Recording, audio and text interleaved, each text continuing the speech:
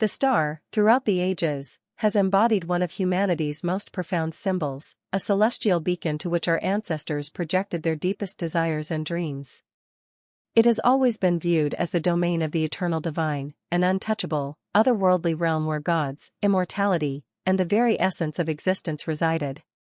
Across the world, countless cultures have woven the star into the fabric of their folklore, connecting it to the birth and death of remarkable individuals.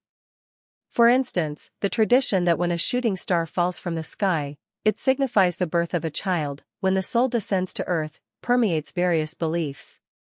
This celestial descent marks the beginning of a new life, a divine arrival. Meanwhile, in both ancient China and the Roman Empire, it was believed that when an extraordinary soul passed from this world, the heavens would show a new star.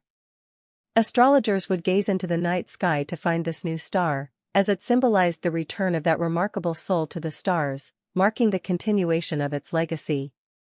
The connection between death and the stars, as seen in ancient Egyptian rituals, is even more poignant. There, the prayer would be recited, "Let me become one of the unsetting stars that circle around the North Pole."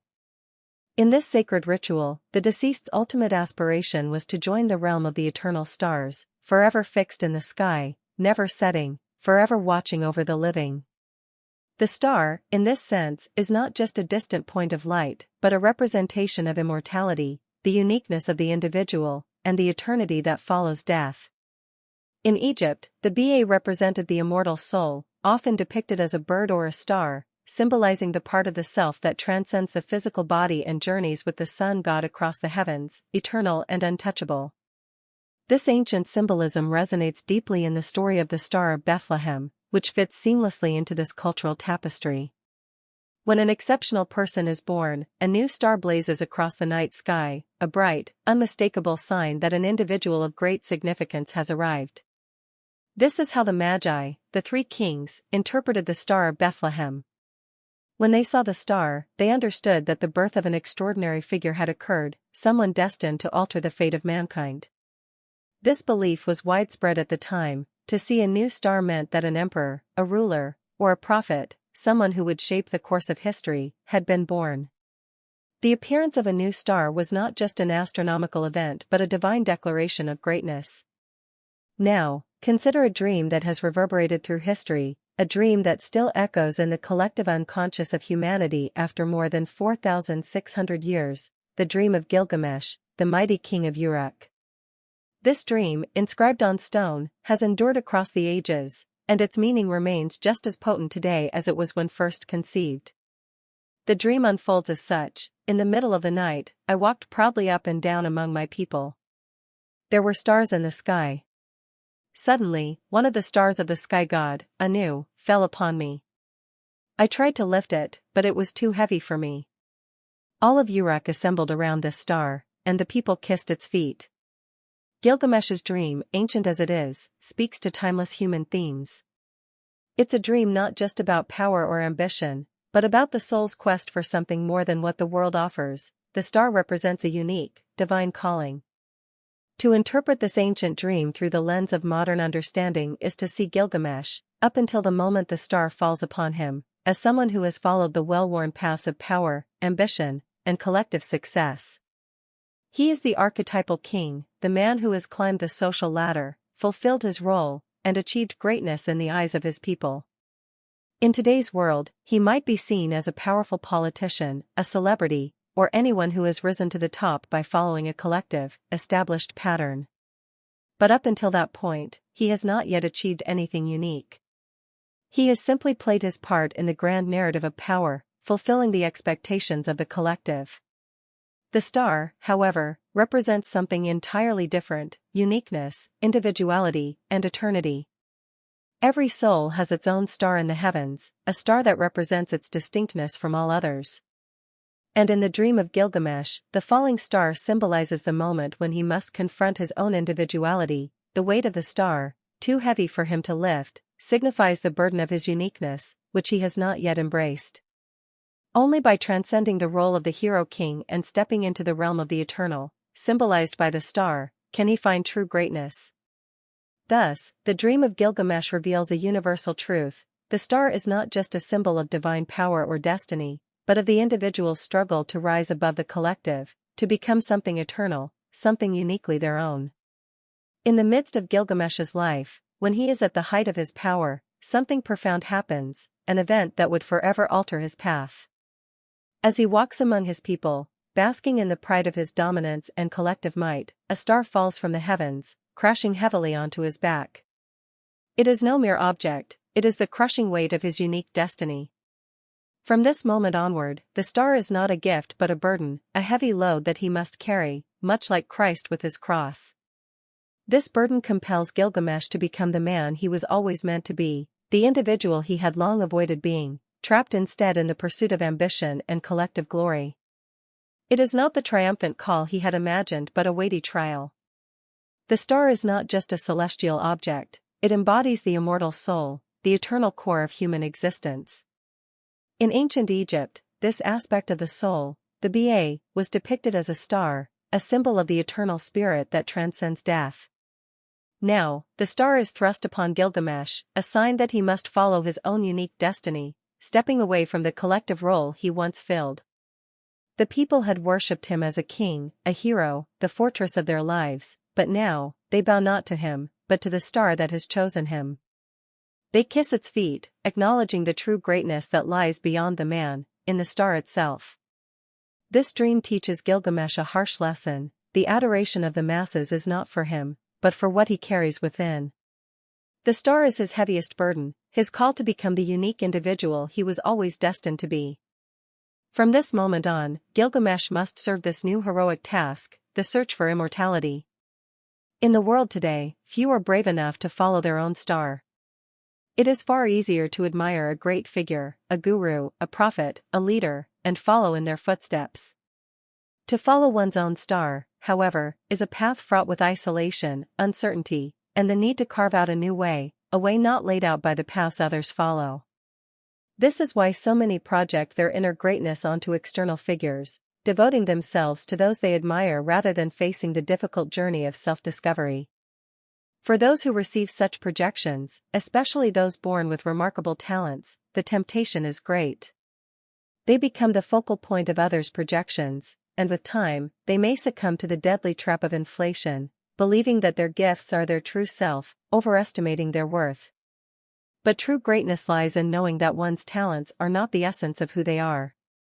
It is only by recognizing that one's gifts are not the self that one can avoid the crushing dangers of overinflation and the misstep of self-adoration.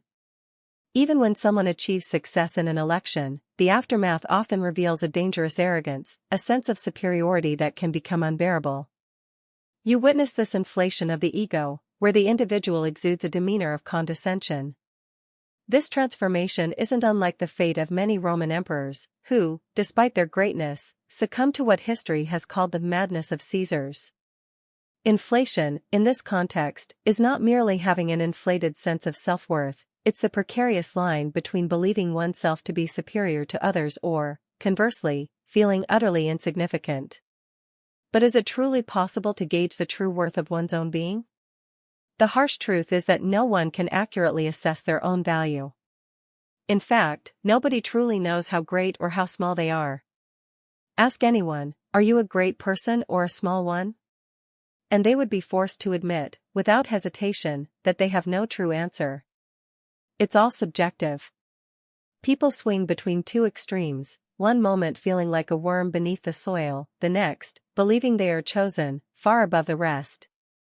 This is the essence of the inferiority and superiority complexes that plague the human psyche.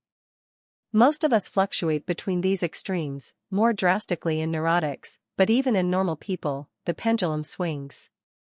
There are days when we feel down, crushed by the weight of our own existence, and then there are days when we soar, convinced we are on top of the world.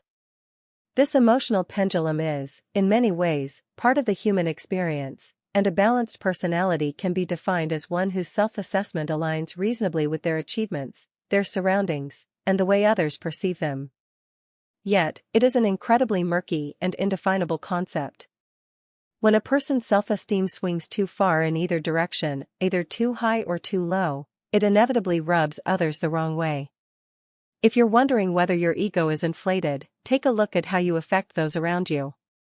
If people are irritated by your presence, chances are, you're either overestimating yourself or underestimating your worth. But here's the catch, an inferiority complex is just a veiled form of inflation. When someone feels worthless, I'm too stupid, I can't do it, they are, in fact, still performing an elaborate dance of self-pity, a display of false humility that, in truth, hides their own inflated sense of self-importance. This veiled inflation, an inferiority complex, grates on others just as much as unchecked arrogance does. This is the paradox, when a person repeatedly undermines themselves, I can't think, I'm incapable, they're not asking for help, they're simply seeking validation. They mask their ambition behind a cloak of self-doubt, creating an irritating dynamic. The only true measure of worth, as no one can truly know their place in the grand scheme of life, is the simple question, who is truly important? Ultimately, no one knows. Let's revisit something we discussed earlier, the human tendency to follow in someone else's footsteps rather than forging a unique path. What happens when a person projects their own sense of greatness onto someone else? The act of projecting the self onto another is a double-edged sword. On the positive side, when someone projects their self-image onto a superior figure, whether a wise leader or a healer, it can lead to profound learning. Such projection, in fact, is the foundation of many miraculous healings, as the individual, consumed by faith and admiration for the healer, is cured of deep-seated psychological and even physical ailments. This projection, then, serves as a vessel for personal growth. However, the negative aspect is far more common.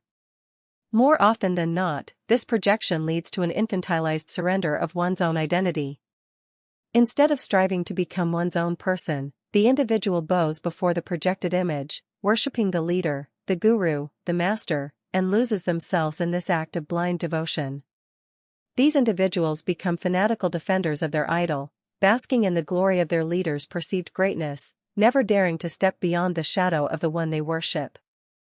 In doing so, they avoid the difficult work of self-improvement, instead choosing the safe route of identification with someone else's power.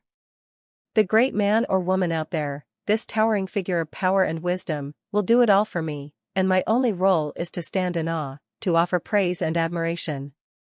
There's no need for me to strive for greater intelligence, wisdom, or independence. I am content to be a passive observer. But in this surrender, the very essence of the self can be obliterated, leaving only an infantile shell where growth and maturity should have taken root. The impact of this projection depends largely on who receives it. If the individual upon whom this projection falls is inflated by it, using their newfound power to cultivate admirers and followers, the consequences can be catastrophic. In the Far East, however, there are masters who, aware of the dangers of such infantile dependence, send their disciples back to their own inner work, refusing to take on the projection themselves. The psychology of one individual can, in a sense, mirror the entire society. So, what becomes of the collective when the self is projected onto figures of power? What do we see? Monarchies, dictatorships, societies where the self is manifest in the person of a monarch or leader. From kings and emperors to the chief of a primitive tribe, these leaders become the vessels for the collective symbol of the self. A monarchy offers both the promise and peril of such a symbol. The strength lies in the unity it brings, the binding force that holds the tribe or nation together. It is, at its core, a projection of the self. This profound need for a living symbol of the self is ingrained in humanity, so much so that even within the Catholic faith, the Pope often stands as the embodiment of the self, not just as a worldly leader, but a spiritual one. But this is a split in the West, a fractured situation where the need for such a figure persists even as the monarchy has mostly been dissolved. The result? A new breed of dictator, Napoleon, Hitler, figures who rise to satisfy the collective need to project the self onto a singular, powerful leader. According to Jung, this is nothing more than an infantile gesture. It is the desire to remain children, to avoid the weight of responsibility. Democracy, then, becomes a nearly impossible task. It demands that every individual take responsibility, yet most people recoil from such a burden. They refuse to grapple with the complexities of governance, preferring to trust that the father state will guide them, will handle the weight of the world. It is nothing but a lazy projection onto a leader, these figures, these father figures, who are meant to embody the self and take charge. It is a profound mental and psychological laziness. As Jung wisely noted, laziness is humanity's greatest passion, more potent even than the pursuit of power, sex, or anything else.